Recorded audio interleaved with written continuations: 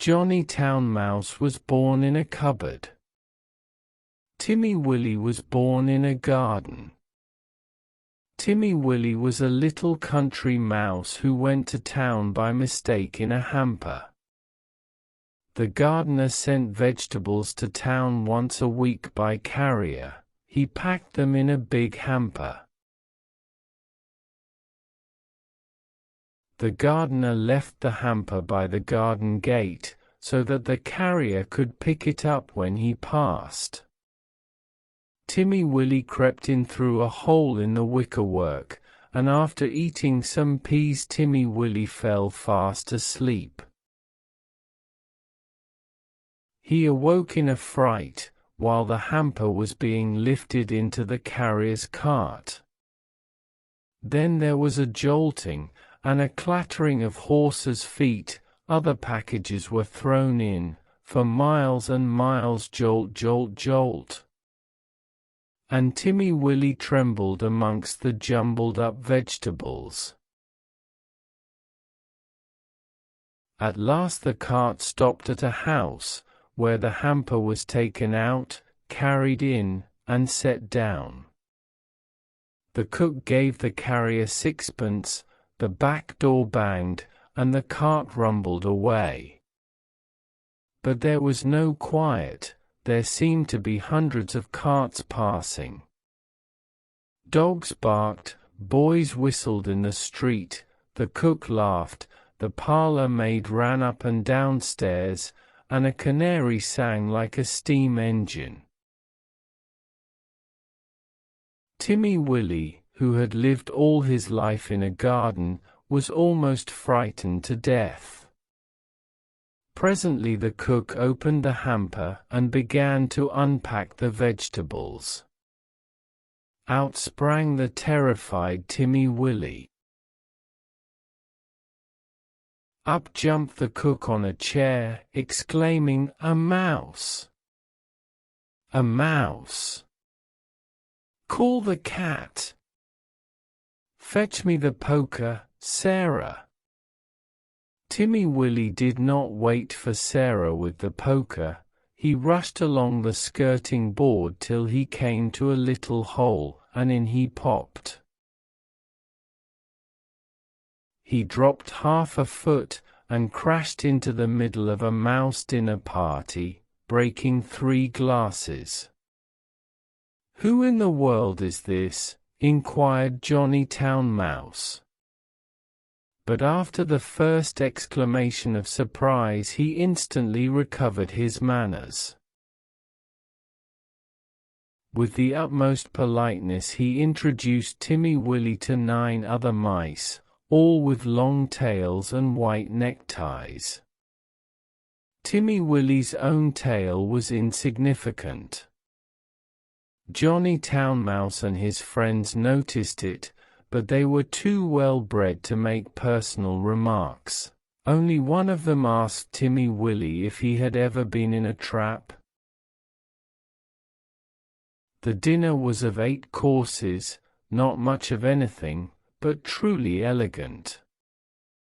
All the dishes were unknown to Timmy Willie, who would have been a little afraid of tasting them, only he was very hungry and very anxious to behave with company manners.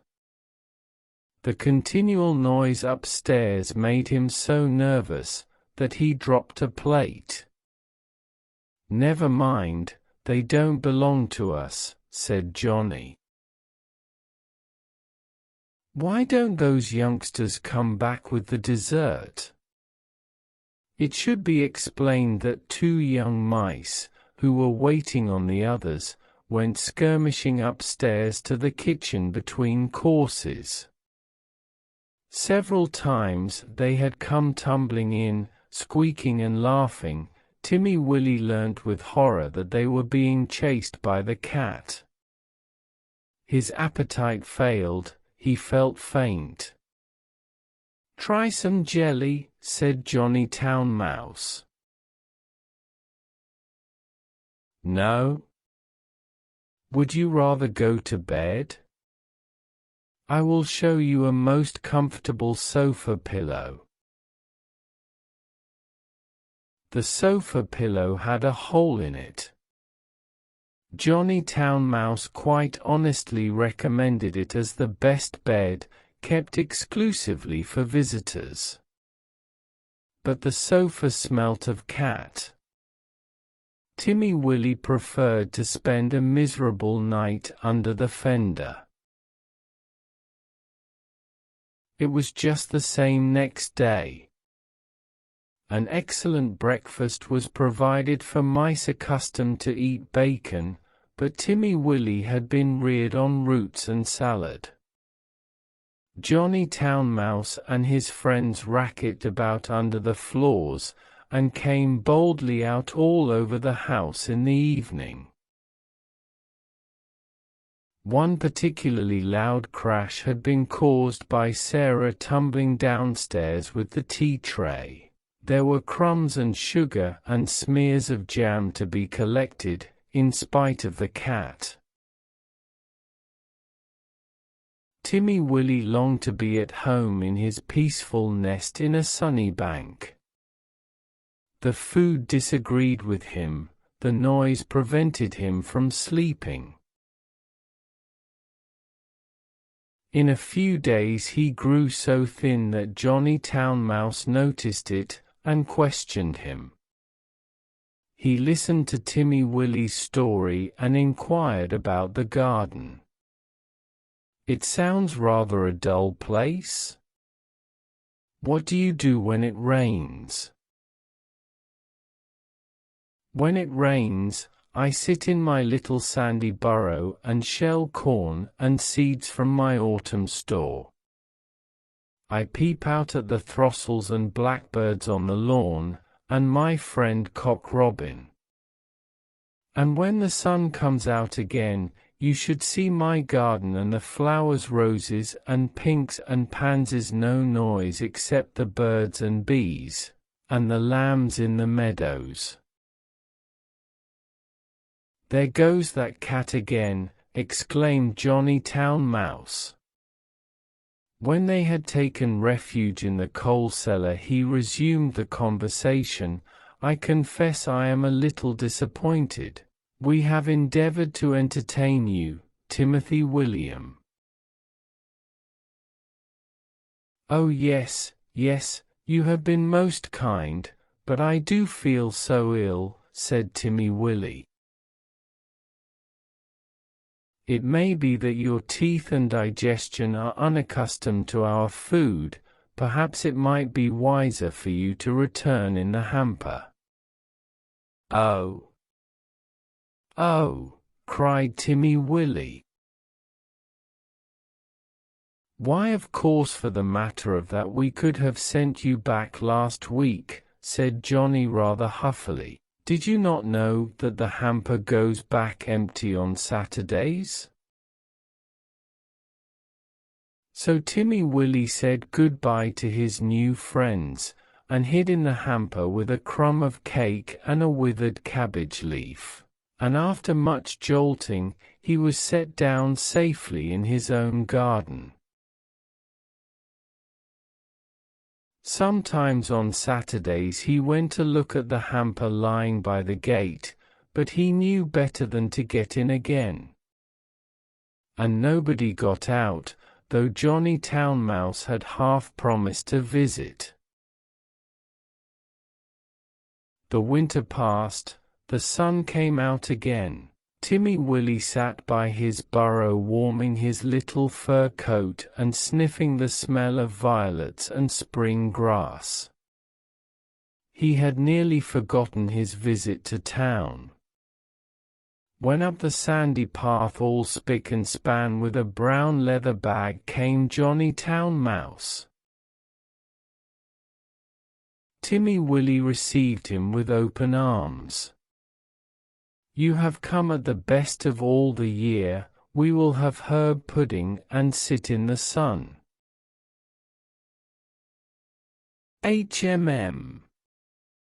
It is a little damp," said Johnny Town Mouse, who was carrying his tail under his arm, out of the mud. "What is that fearful noise?" he started violently. "That," said Timmy Willie, "that is only a cow. I will beg a little milk.